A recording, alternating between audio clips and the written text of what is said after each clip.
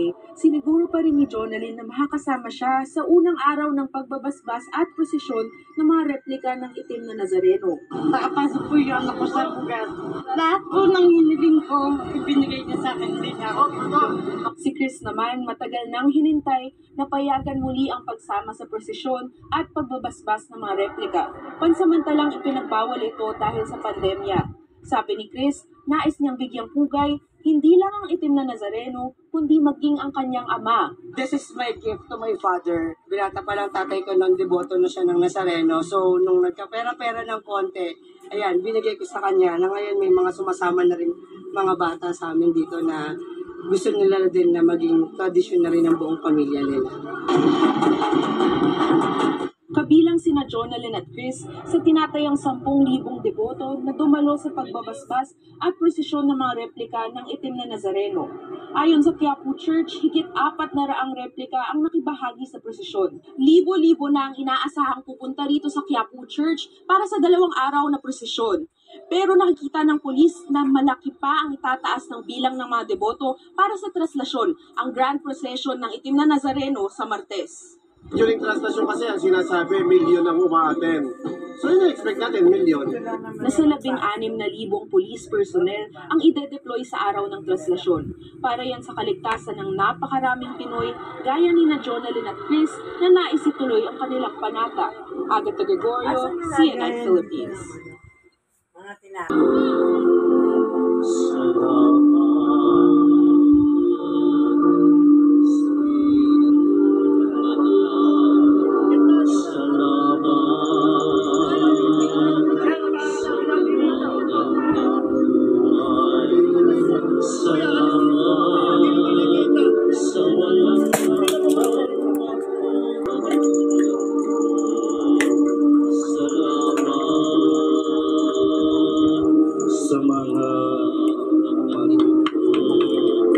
Viva Jesus Nazareno!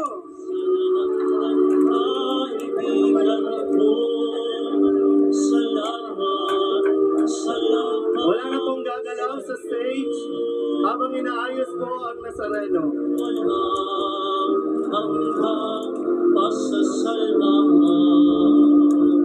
Viva pong Jesus Nazareno!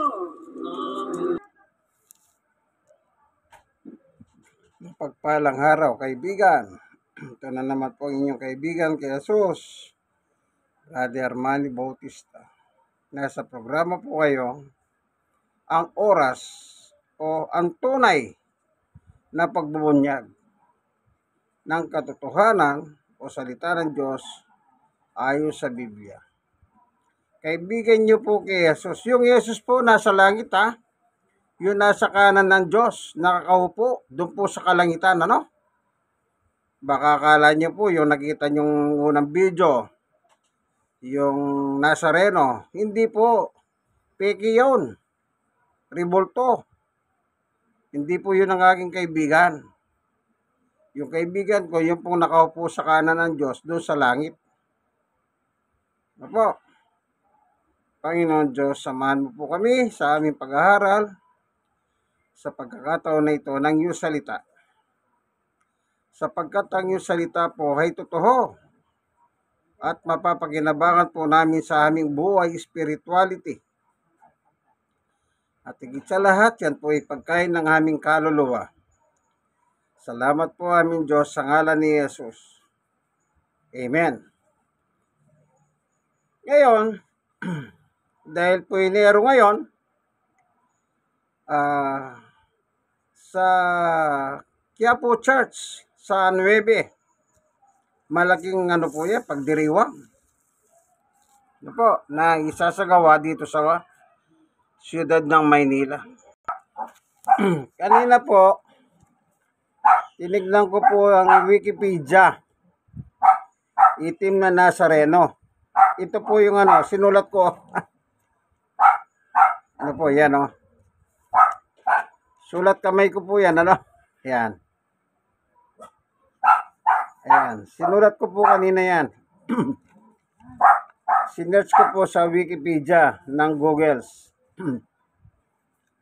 Ang itim na Nazareno na kilala rin bilang Puhong Jesus Nazareno. Sa salitang Espanyol, Nuestro Padre Jesus Nazareno ay ang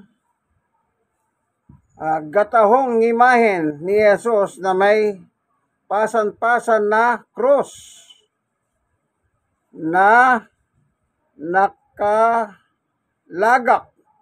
sa simbahan ng Quiapo sa Maynila, Pilipinas mula panahong 1787. Ayun. 1787 lang po pala, no? Pero meron siyang history nung 1600 po ng dala ng mga Augustinian. Ito ay gawa sa maitim na kahoy. Naalala ko yung sinasabi ni Kim Atienza noon, gawa sa kahoy na itim. Habang tumatagal, lalong nagiging itim, sabi ni Kim Atienza. Ito ay gawa sa may itim na kahoy at nakabihis ng maroon na bata. Sinasabing nasunog ito sa galyon. Sinasakyan nito mula sa Mexico patungong Maynila. Ngunit walang katiyakan ang sani ng itim nitong kulay at pawang mga palagay lamang noong mayroon ng ikalawang digmahan pangdaigdig ay naputol ang totoong kamay nito sa kanan, ngayon ay itinatago sa loob ng simbahan. O, yun po yung nakalagay, ano? Kaya sinulat ko kasi nasa cellphone ko po yan. Cellphone ko ginagamit ko pang video. O, yan. O. Ayan, ano? So, galing po sa Wikipedia. So, maliwanag, gawa sa itim na kahoy. Ano po? Ngayon, tutungayan naman natin ang turo at aral ng Panginoon Diyos. Turo at aral para sa mga tao mula noon hanggang ngayon. Ano po? Tingnan natin kung meron pang nalalabag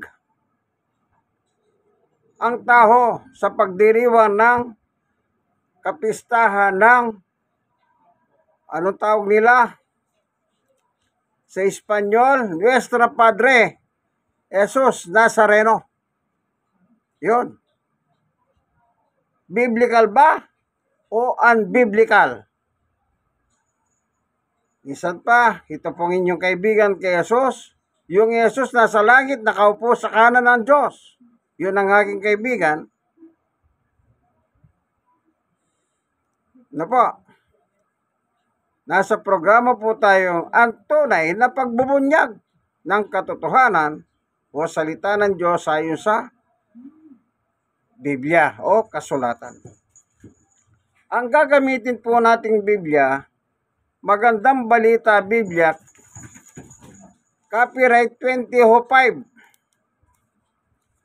Ano po? Na ito pong Bibliang ito, Magandang Balita Biblia, ganito po ang nakasulat. Copyright 2005. Ano po? Yan. Na itong mga Bibliang ito po ay pinamimigay na Simbahang Katoliko o Catholic Bishop Conference of the Philippines sa mga tao. Ano po? Yan.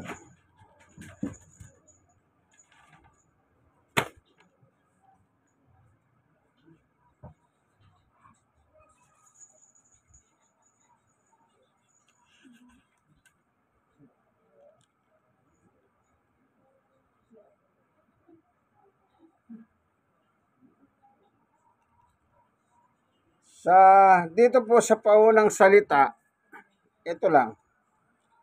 Sa paglipas ng panahon mula ng hunang ilimbag ang magandang balita Biblia, close parenthesis, MBBB. Ayan. Ano po? Minarapat ng Philippine Bible Society, close parenthesis, PBS, sa ilalim ng MBB sa isang napapanahong revisyon. Sa ganitong parahan, patuloy na magampanan ng revisyon ng MBB. Ang espesyal na layunin nito, ayan. So, tingnan na lang natin po yung aral ng Biblia. Dito po sa Exodo. Ganito po ang nakasulat. Ito po chapter 20. Meron po magnifying glass para panigurado. Hindi tayo papaltos. Bagamat medyo maliwanag naman po, kayang-kaya. Ang lahat ng ito ay sinabi ng Diyos. O yan. Exodo chapter 20. Ako si Yahweh, ang iyong Diyos, na naglabas sa iyo sa Ehipto at naglagay at nagpalaya sa iyo mula sa pagkahalipin. 3. Huwag kang sumamba sa ibang Diyos maliban sa akin. Yung Diyos pong yon, small d. D-I-Y-O-N. 4. Huwag kang gagawa ng imahen ng anumang nilalang na nasa langit, nasa lupa, o nasa tubig upang sambahin. 5. Huwag mo silang yuyukuran ni sasambahin, sapagkat akong si Yahweh na iyong Diyos ay mapanigbuguhing Diyos. Ang kasalanan ng mga magulang ay sinisingil ko sa kanilang mga anak hanggang sa 3 at 4 na saling lahi. 6. Ngunit ipinadarama ko ang aking pag-ibig sa libo-libong salinlahi ng mga humihibig sa akin at tumutupad sa aking mga utos. Ayun. Ano po ang utos ng Diyos? Maliwanag. Huwag kang, ito nakalagay sa chapter 20, verse 3, huwag kang sasamba sa ibang Diyos maliban sa akin. Kailangan po pala ang sasambahin lang ang Diyos, wala nang iba. Yun ang sabi ng Diyos. Ngayon, bakit sinabi ng Diyos sa ibang Diyos? Kaya sinabi niya sa 4, huwag kang gagawa ng imahen. Yun. Huwag kang gagawa ng imahen. Kasi po yung mga imahen, kagaya ng imahen ng Nazareno, anong gagawin po nila sa Petsa 9? Ililibot. Ngayon, moderno na. Ikukulong nila sa kahon yung salamin at saka magkahalo pong fiberglass para kahit mabato, hindi siya mababasag. Ano po? Yan. Pinakikita sa balita yung bagong kahon na lalagyan niyan, Kaya sabi nga nila, ibabalik na naman uli ang prosesyon kasi po nahinto sa panahon ng pandemya. So nakita nyo po sa unang video ko na binibindisyonan po ng pare yung mga replika. Binibindisyonan. Ano po? Siyempre, alam mo na, pagkatapos bindisyonan, ano sa kasunod? Ayan, dadasalan na yan. Luluhuran na yan. Yun lang yun eh. Naalala ko po nung araw.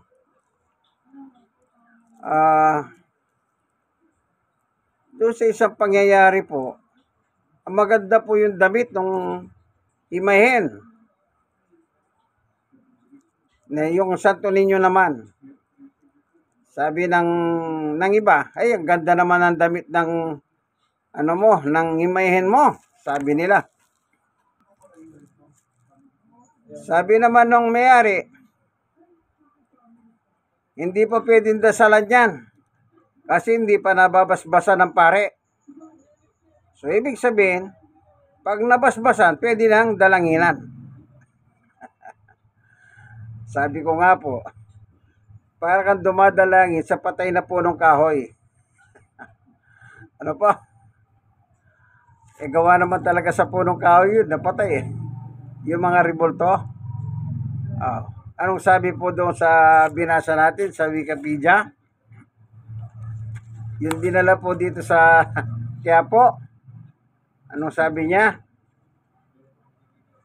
Ito, babalikan natin. Babasahin ko muli po yung nakasulat doon na sa Wikipedia, no? Ito,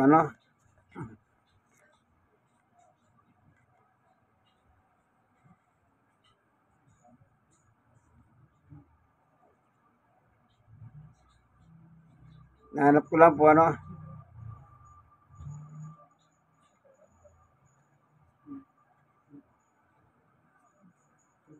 sabi po dito,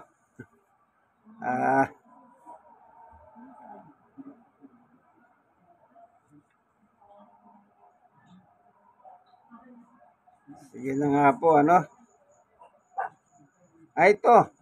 ito ay gawa sa maitim na kahoy. Ayun. Gawa sa kahoy pala. Yung nasa Quiapo. Pagkatapos gumawa po silang isa na replika. Yung isa, pinapahalik sa luneta. Yung isa naman, nandun po sa simbahan ng Quiapo, pinapahalik po yung yung sa paha. Ano po? Yan. So, gawa pala sa kahoy. O ikaw kaibigan, tanungin kita. Pag dumadalangin ka sa rebulto na yan, hindi ba dumadalangin ka sa patay ng punong kahoy? Kaya nga hindi po siya nakakapagsalita eh. Tignan natin yung awit. 115.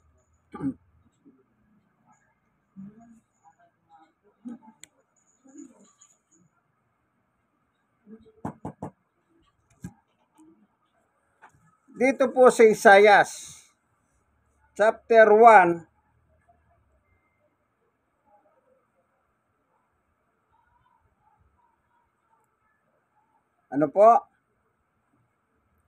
chapter 1 verse 14. Labis akong nasusuklam sa inyong pagdiriwang ng pista ng bagong buwan at ng iba pang kapistahan. Hindi po ba bagong buwan, January? Bagong taon. Ulitin ko Isaiah 1:14. Labis ako nasusuklam sa inyong pagdiriwang ng pista ng bagong buwan at ng iba pang kapistahan. Sawang-sawa na ako sa mga iyan at hindi ko matatagalan. Kasi kapag kayo nanalangin sa akin, hindi ko kayo papansinin. Kahit na kayo'y manalangin ng manalangin, hindi ko kayo pakikinggan. Sapagkat marami na ang inyong pinaslang. 16. Linisin ninyo ang inyong sarili at magbalik loob sa akin. Sa aking harapan, kasamahay ninyo. Inyong tigilan. Masama po pala. Yung pagdiriwang ng pista ng bagong buwan. Di pa January. Bagong tahon, bagong buwan. Kita nyo po? galit po ang Diyos. Masama pala yan. Masama. Ano po? Binasa ko lang po, ano? Ito pa.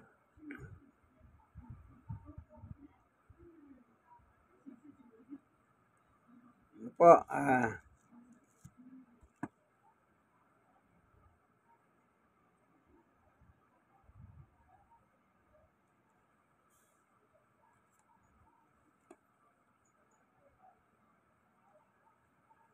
Sige, hanapin pa natin, ano? Meron pa rito eh. Oh, sige. Tsaga-tsaga lang po. Wala kasi tayong kode ko eh. O outline.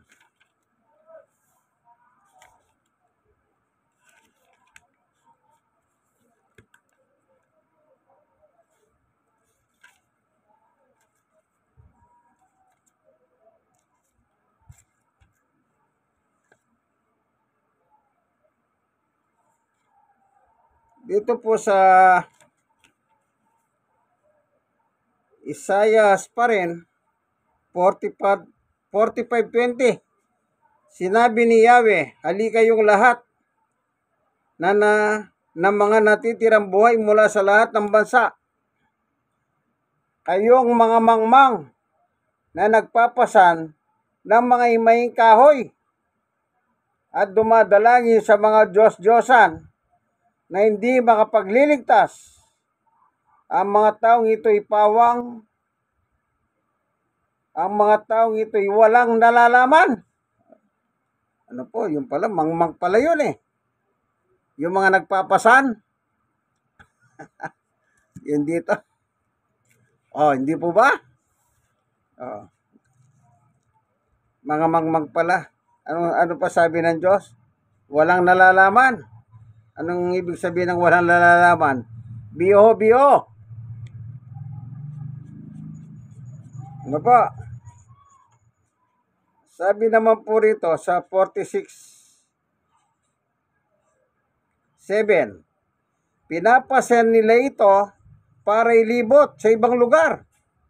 Pagkatapos ibabalik sa kanyang lalagyan. Mananatili ito roon at hindi makakakilos. Dalanginan man ito hindi makakasagot at hindi makakatulong sa panahon ng pagsubok. Yung salitang hindi makakatulong sa panahon ng pagsubok, dito po, nung nasunog po dito sa amin, mga 5 taon na po yung nakaraan. Naalala ko po, ano? Meron po kaming kapitbahay. Marami siyang mga revolto. Gawa sa kahoy. Nasunog po!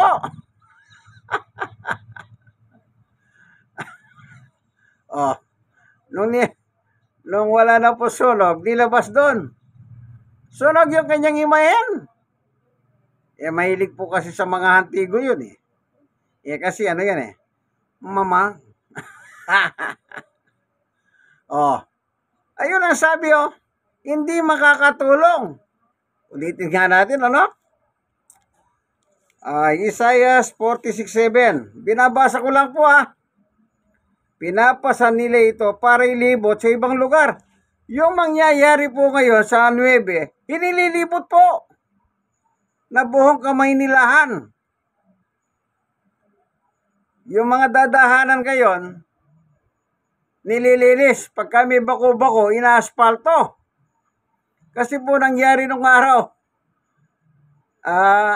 ewan ko, natanggal ba yung gulong? Ang tagal po ng prosesyon na yan. Naalala ko, meron pa pong namatay na isang ihos. Inatake. Alam nyo, nung araw, yung malaya sila makasampa, para silang mga tsonggo. Nagtatalo ng gano'n, para lang may punas yung panyong puti. Ano po? Sabi ko, para silang mga nasa jungle. Talagang hindi po nila iniisip yung maaari silang masaktan. Tama yung masaktan. Kaya nangyayari, taon-taon na lang, ang dami po nasasaktan. Hindi po ba? Meron pa namamatay. Sabi ko nga po huwag mong ilabas yan. Isara mo yung simbahan. Meron po bang magpuprosesyon? Wala. Ewan po, bakit yung mga leader ng simbahan, hindi po nila maisabi sa mga kanilang mga tagasunod na masama yan. Yan nakalagay po sa Biblia. Tigilan nyo na ang inyong kasamaan, sabi ng Diyos. Dadalanginan nila, hindi naman makasagot, sabi. Kaya ingat po kayo. Maliwanag po, Binabasa ko lang. Pinapasa nila ito para ilibot sa ibang lugar. Pagkatapos ibabalik sa kanya lalagyan. Mananatili ito roon at hindi makakakilos.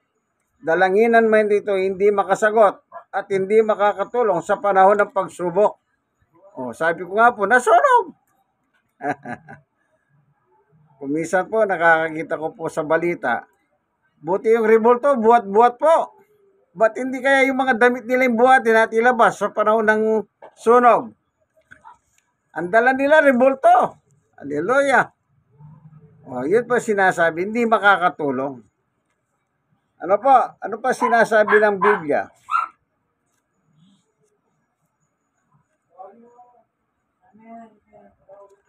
Doon sa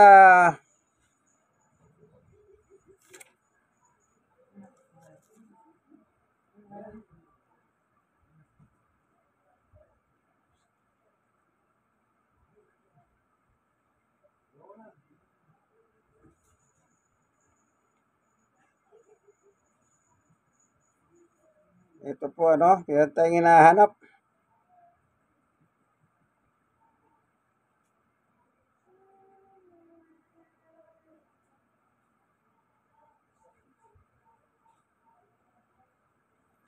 Sige.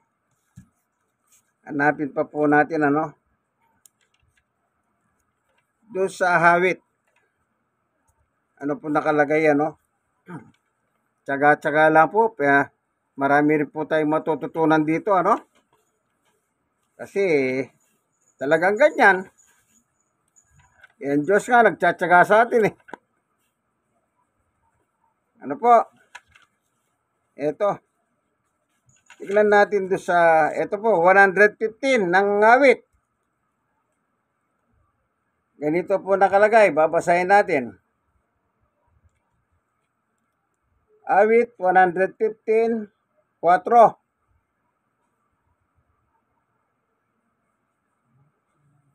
Ginawa sa gintot pilak ang kanilang mga Diyos. Mga Diyos, small d na naman po yung Diyos. Sa kanila'y mga kamay, sa kanila mga kamay nitong tao ang naggayos. Ginawa lang ng tao po pala yan, kamay ng tao. 5. Totoo nga at may bibig, ngunit hindi makapagsalita at hindi rin makakakita, mga matang pinasadya. Naalala ko po nung nasa Pampanga po ako, nag-reunion kami. Yung alos, ang dami pong gumagawa ng mga imahin doon Ginawa po sa mga fiberglass. Yung fiberglass naman gawa po sa China. Produkto ng China. Komunistang country yan. Wala po silang Diyos. Pagka komunista po, walang Diyos. Hindi naniniwala sa Diyos. So, yung produkto nila, yung fiberglass, doon po galing. Nakita ko po paano sila gumagawa Alam niyo po yung mata ng rebulto. Bakit makintab yung kahit anong punas po, lagi makintab? Gawa po sa fluorescent lamp yun. Yung fluorescent lamp, meron po silang ginagamit na metal. Pag mainit po yon, ginaganyan po yung fluorescent lamp. Sukat po sa mata yun. Tapos pipinturahan nila sa loob. Kaya kahit anong punas mo sa labas, hindi makintab lagi. Kasi po, sa loob po ng pinipinturahan yun, yung korte ng mata. Oh, isipin nyo po yun. Yung pilik mata, balahibo ng aso. Kasi po, yung kapitbahay po namin sa Pampanga, yun po ang hanap buhay niya. Bibili siya ng papel di hapon.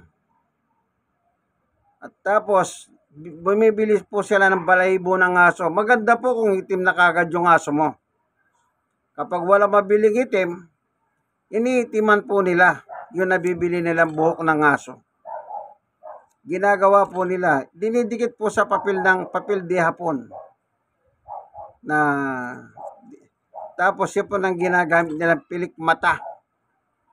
Doon sa mga ginagawa pong fiberglass ng mga himahin.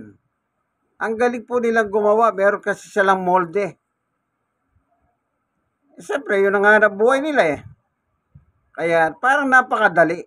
Pero alam niyo po ba yung ginagamit nilang fiberglass na liquid mula sa China? Para pong droga ang amoy. Parang solvent. Alam nyo, nandun ako, sabi ko, ewan ko. Hindi ko matagalan. Pero yung gumagawa po, sanay wala nang takip sa mukha eh. Ayun na, isipin nyo. Tapos, ibebenta, nilalako ng hulugan. Pagkatapos, pabibindisyonan sa pare. Ayun, nakita nyo po sa video, Giniwisikan na ng tubig. Holy water daw yun. Pero ang tanong, sabi nga, tuloy natin sa 115. Sa 6 na tayo. Di rin naman makarinig ang kanilang mga tainga. Ni hindi rin makahamoy ang ginawang ilong nila o ginawa lang. 7. Totoo nga na may kamay, ngunit walang pakiramdam. Mga paha mayroon din, ngunit hindi may yakbang. Ni wala kang marinig kahit munting tinig man lang. 8. Ang gumawa sa kanila at pati ang nagtiwala. O sino yung nagtiwala? Yung mga deboto. Sino naman yung gumawa? Mga Katoliko po yun. Hanap buhay. Meron po dito malapit sa amin. Sabi ko, masama yan. Tapos sabi niya, negosyo pa ng lolo namin to eh. Bakit yung lolo ko? Bakit hindi siya magbalik galing sa ukay? Di sabihin niya sana masama. Pilosopo. Sabi ko masama yan. Kasi yung ginagawa ninyong yan hindi maganda. Ito, tuloy natin. Ang gumawa sa kanila. Sinong gumawa? Hindi po ba kamay ng tao? Lalo na po sa Pampanga. Marami po yan. Sa Laguna, Paiti. Maraming gumagawa ng ganyan. Ano tawag nila dyan? Gumagawa sila ng santo. Tuloy na nga natin. Ang gumawa sa kanila, pati ang nagtiwala. Lahat sila'y katulad ng gayong Diyos na ginawa. Small d na naman po yung Diyos. Maliwanag po. May mata, hindi nakakakita. May ilong, hindi nakamoy. May bibig, hindi nagsasalita. May tenga, walang marinig. Tapos dadasalan mo? Sabi ko nga po, nasunog eh. Hindi man nakareklamo nung nasusunog na siya. Hallelujah. Totoo talaga yan eh. Ewan ko naman po sa mga taong ito, ewan. Tanong ganito eh. Meron ba sinabi si S na igawa nyo ko ribulto? Pagkatapos ilibot nyo ako? I-prosesin nyo ako? Wala naman pong inutos si S ng ganyan eh. Bakit? At saka kailan lang pala nagsimula yan? Ano po ayon sa Wikipedia? 1787. May Biblia na po noon. Kanya lang, ang problema po sa Katoliko, alam niyo nung araw po, pinagbawal ng simbahang Katoliko yung mga tinatawag nila mga Santo Papa nila. Pinagbawal po ang magpagawa ng Biblia. Yung sa kasaysayan ng mga Protestante, pinapatay po nila. Yung mga Protestante na dati nilang kasama, pinapatay po nila, sinusunog nila ng buhay. Kapag nabalitaan nila na nagpalimbag sila ng Biblia, ayaw po talaga nilang magkaroon ng Biblia ang tao. Pinasusunog po yung mga Biblia kapag meron sila nakukuha. Isipin nyo po yan. Kailan nagsimula yung Nazareno na yan? Noon lang 1787. Ayon sa Wikipedia. May Biblia na nun eh. Kanya lang, hindi makabasa ang tao nun. Na anong katwiran ng Katoliko, mahirap po nawahin yan. Yan ang kanilang paratang. Hindi po, yan o. Ito, galing sa kanila itong Bibliang ginagamit natin. Galing sa simbahang Katolik. Mahirap bang unawain? May mata, hindi makakita. May ilong, hindi makahamoy. May tenga, hindi makarinig. May kamay, walang pakiramdam. May paha, hindi mayakbang. Mahirap bang unawain yan? Ang totoo niyan, ginagawa kayong mga bobo. Sukat ba naman tayo pagbasahin ng Biblia? Di ba ganyan din naman ang Iglesia ni Cristo? Bawal din sa kanila magbasa ng Biblia. Ano sabi ng ministro? Kami lang ang may karapatan.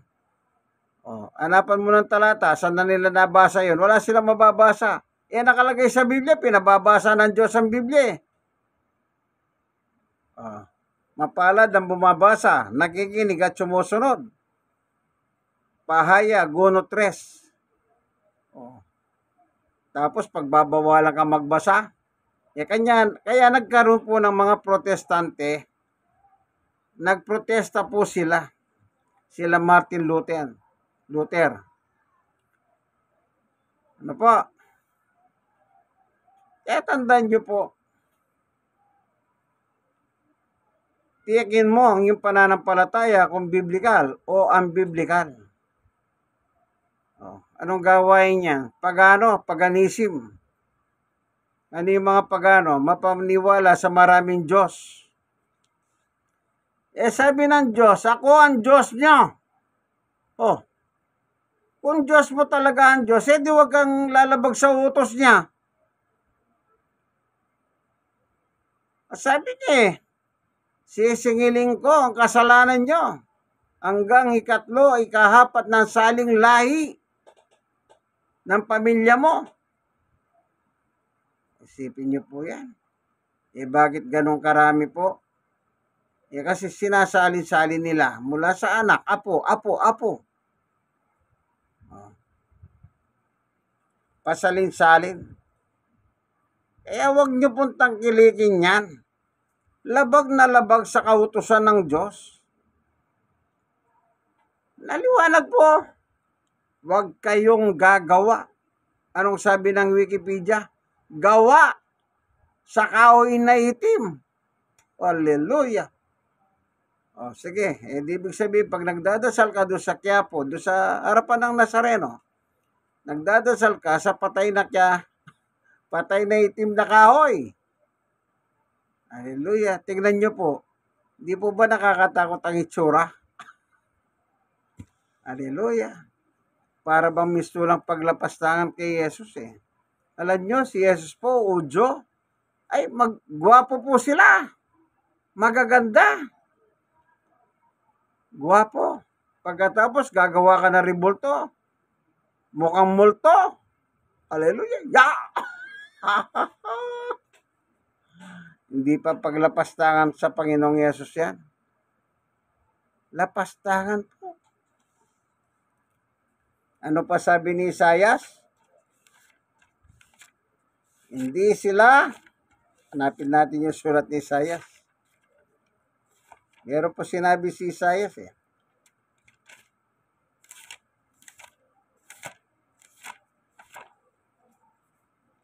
Isaias, ito po, babasahin ko.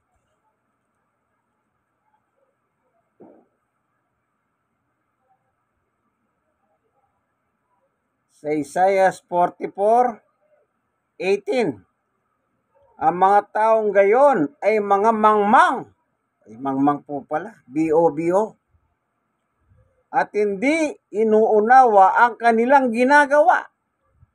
Tinakpan nila ang kanilang mga mata at sinarhan ang isipan sa katotohanan.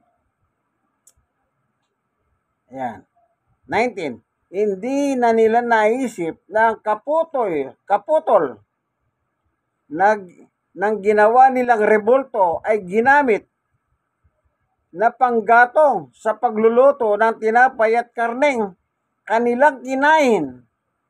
Hindi man lamang nila tinanong sa kanilang sarili kung hindi kaya karumal-dumal ang sumasamba sa isang kapirasong kahoy.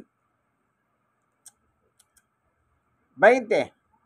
Ang mga gumawa nito, o yung sculptor, tao yon. Ang mga gumawa nito ay parang kumakain ng abo.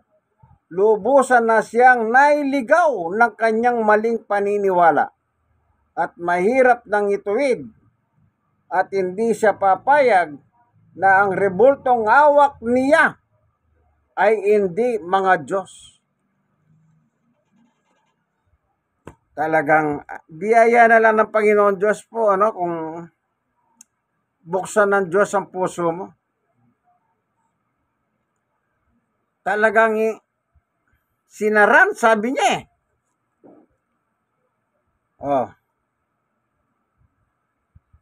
Tinakpan, sinaran ang isipan sa katotohanan. Katotohanan, salita ng Diyos. 1:17. Alam niyo po, kaya nga, yan, nakalagay, mga mangmang, biho. Alam niyo po, yung mga gumaganap ng ganyan, yung mga mga professional pa yung iba niya, titulado. Nakikibakbakan pa sila ng debate. Pilit nilang nilalabanan ang salita ng Diyos. Akala nila mananalo sila sa Diyos. Hindi pa tayo tao, ang Diyos ay Diyos na. Tao na tayo, Diyos ay Diyos pa rin. Pag wala na tayo sa mundong ito, ang Diyos ay Diyos pa rin. Hindi siya nagbabago. Kaya kaibigan, panahon na upang magbago. Kita nyo po, nagagalit ang Diyos sa pagdiriwang ng kapistahan ng bagong buwan. Biblical po yan. Binasa ko lang. Aral ng Diyos yan.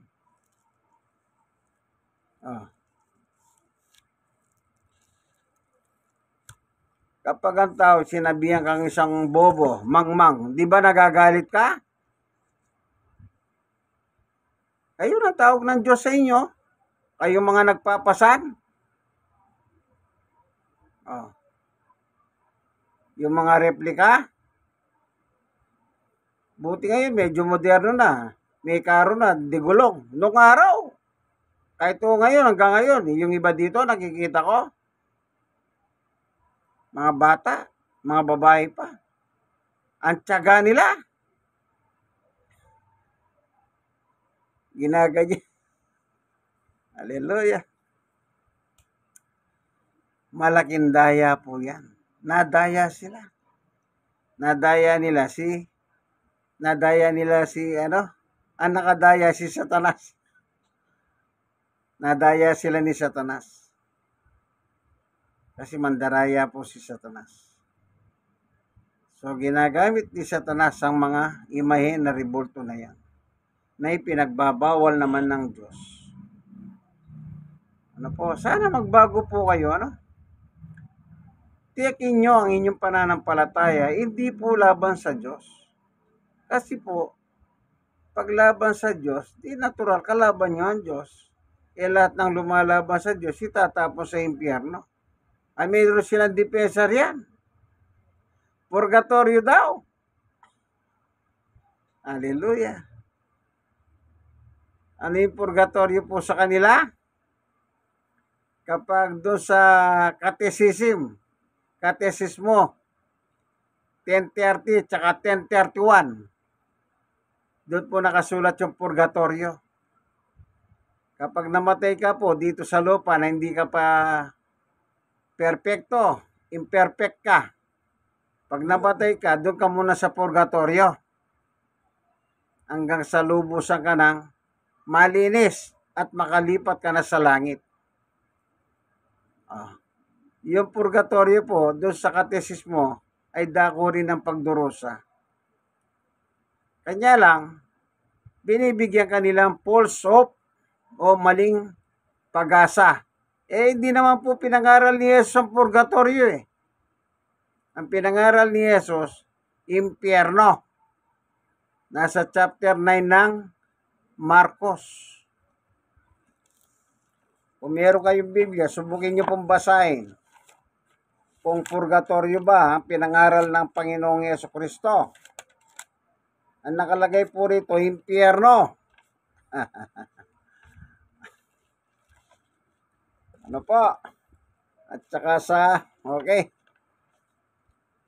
Mateo 10. Tignan natin purihin ng Panginoon. Okay. Tsaga-tsaga lang po. Pero marami po kayong matututunan. Tignan nga po natin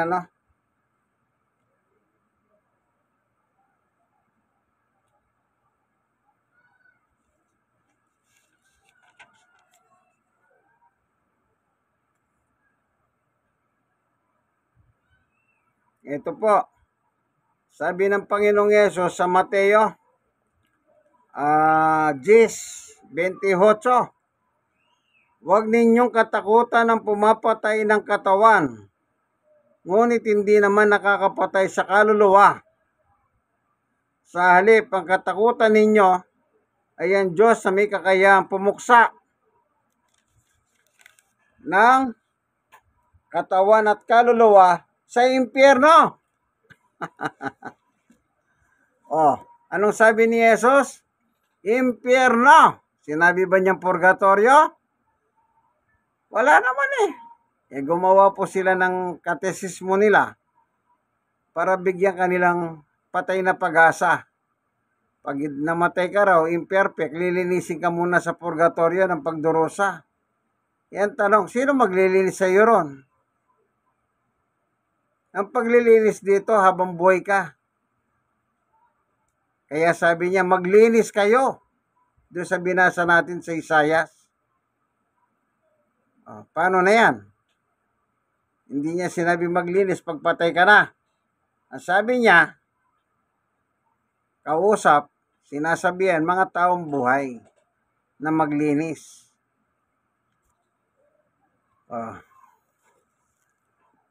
Nakakatakot po pala ang Diyos.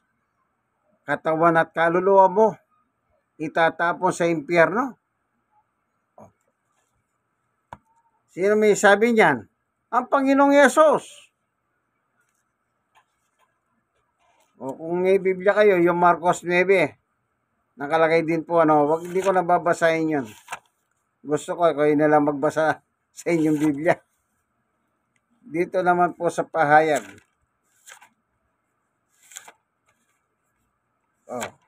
Sabi naman ni Juan, 21:8.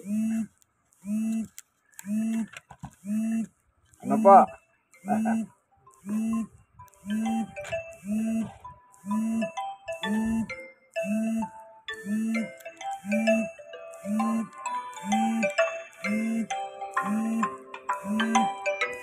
po itong alarm. Nag-aalarm po yung ano.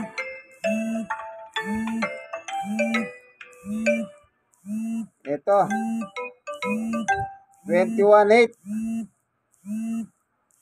Subalit malagim ang kasasapitan ng mga duwag, ng mga taksil, ng mga nagpapasasa sa kasuklam-suklam na kahalayan ng mga mamamatay tao, ng mga nagigiyapid ng mga mangkukulam, ng mga sumasamba sa Diyos-Diyosan. Ang lahat ng sinungaling ang magiging bahagi nila sa lawa ng nagliliyab na asupre. Ito ang pangalawang kamatayan. Ayun, hindi po purgatorio.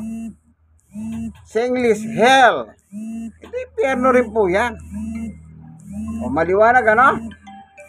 Yung sumasamba sa Diyos-Diyosan. Ano ba yung mga Diyos-Diyosan? Yung rin mga revolto. Ano po? Hallelujah. Storbo po yung alarm. Baka kung narinig nyo po yung alarm po yan, ano? Ayan nyo po kasi pag pinakyalaman ko yan, mawawala po yung video.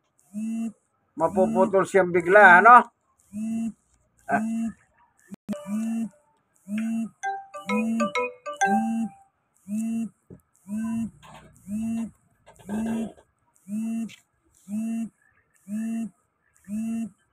Purihin ang Panginoon. Salamat, Panginoon Diyos, sa iyong pagtuturo sa amin ng katotohanan, sapagkat ang iyong salita ay katotohanan.